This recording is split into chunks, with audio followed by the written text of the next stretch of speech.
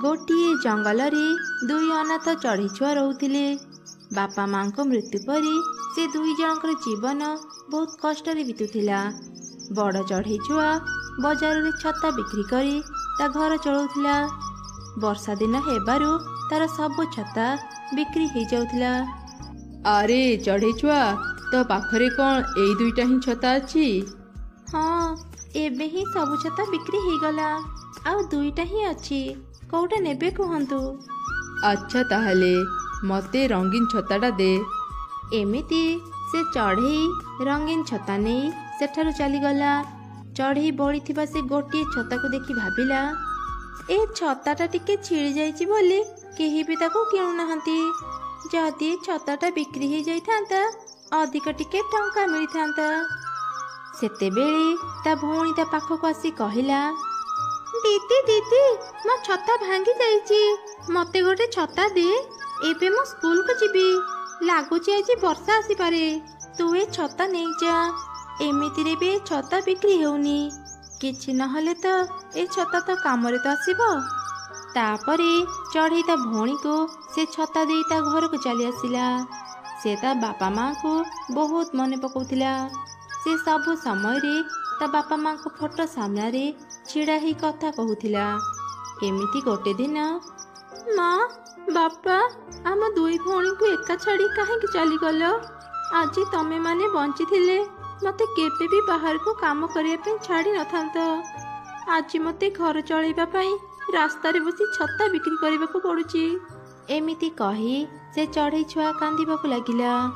हठात एक शब्द रे से चमकी पड़िला आउ पछको बुली देखिला ता बापा माँ छिड़ा हेचंती। माँ बापा तुमे एठी हेले केमिति?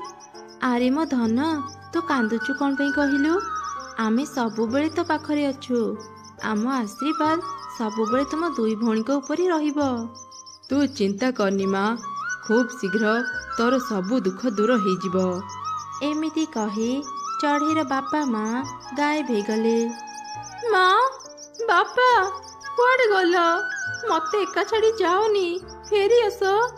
चढ़ई छुआ ता बापा माँ को मने पकई बहुत कांदिला। सेपटे ता भौणी स्कूल थिला। से ता सांग मान को देखुथिला। मो सांग माने केते कौन किणिकी खाउचंती। मो पाखरे भी जदि टंका थांता मु भी केते बढ़िया बढ़िया जिनिस खाई थांती। एमिति कही चढ़ई छुआ घर को जीवा पाई जेमिति छता खोलिला, छता भितरु किछि टंका खसी पड़िला।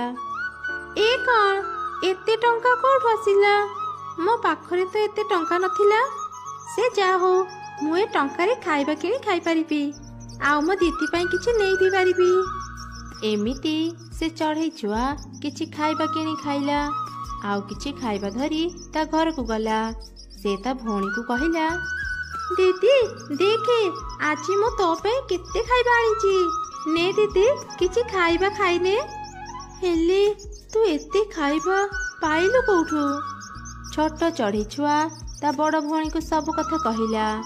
सबु शुणी चढ़ईर ता बापा माँ को कथा मने पड़िला। से बुझीगला जे ता बापा माँ को आशीर्वाद रु ए जादुर छता तांको टंका देउची।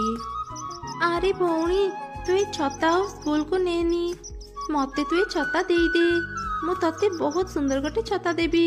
ठीक अछि दीदी तू ए छता नहीं जा। हेले दीदी बहुत दिन हेलाणी आमे बिरयानी खाई नांती। आज तो मो पे बिरयानी रांधी दे।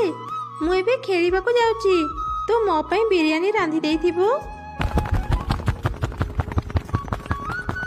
मो पाखरे तो बिरयानी रांधिबा पे सामग्री ही नहीं। मु एबे मो भौणी पे बिरयानी केमिति रांधिबी? अरे हाँ मु ए जादुर छता कथा तो भूली जाइतिली। कौन ए जादुर छता मते बिरयानी देई परिबो? मो थरे ताको मागी की देखे।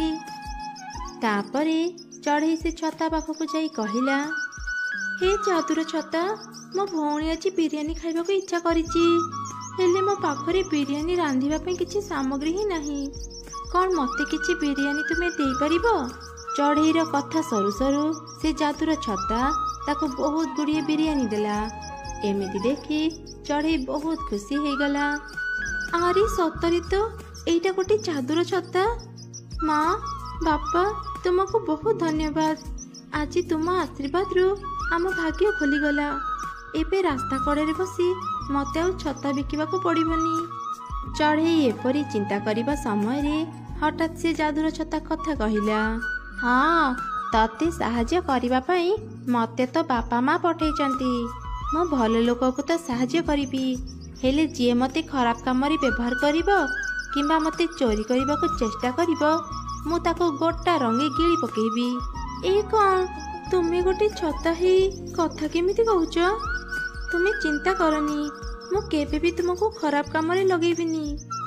ସେଦିନ ପରଠାରୁ ଚଢ଼େଇକୁ ଯେତେବେଳେ ଯାହା ବି ଦରକାର ହେଉଥିଲା ସେ ଯାଦୁର ଛତାକୁ ମାଗୁଥିଲା। ଏମିତି ସେ ଧୀରେ ଧୀରେ ବହୁତ ଧନୀ ହେଇଗଲା। ତାର ଆଉ କୋଉଥିରେ ବି ଅଭାବ ରହିଲାନି। ସେ ଅସହାୟ ଗରିବ ଚଢ଼େଇମାନଙ୍କୁ ସାହାଯ୍ୟ ବି କରୁଥିଲା। ଥରେ ଏକଥା ସେ ଜଙ୍ଗଲରେ ରହୁଥିବା ଗୋଟେ ଦୁଷ୍ଟ କାଉ ଜାଣିଲା। ଏ ଚଢ଼େଇ ଛୁଆଙ୍କ ବାପା ମା ଚାଲିଯିବା ପରେ ଏମାନେ ଠିକ୍ରେ ଖାଇବାକୁ ବି ପାଉନଥିଲେ। ହଠାତ୍ ଏମାନଙ୍କୁ କ'ଣ ମିଳିଲା ଯେ ଏ ଦୁଇ ଚଢ଼େଇ ଛୁଆ ଏତେ ଶୀଘ୍ର ବହୁତ ଧନୀ ହେଇଗଲେ? ଏ କଥା ଜାଣିବାକୁ ହେଲେ ମୋତେ ତାଙ୍କ ଉପରେ ନଜର ରଖିବାକୁ ପଡ଼ିବ।